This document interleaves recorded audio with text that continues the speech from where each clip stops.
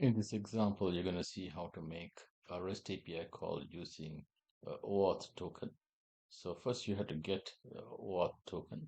So if you look in our API and token, you will see authenticate the user using authenticate auth token or to generate token.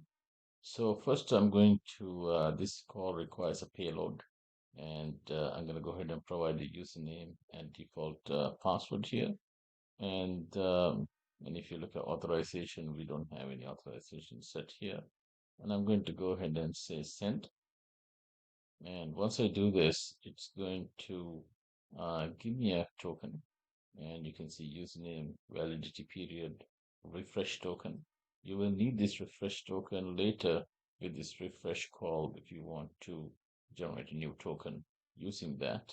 So I'm going to go ahead and copy this particular token, and let's go to our get user call.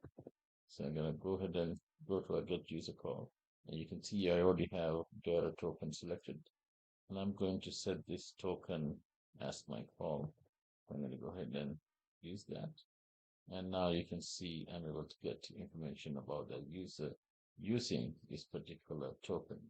So this is another way to authenticate using OAuth tokens, and you can also, um, use this refresh call, and you can also refresh the token, and you will see on the body you have to provide the access token and the refresh token, and it will give you a new token if the tokens are valid. Thank you for watching this.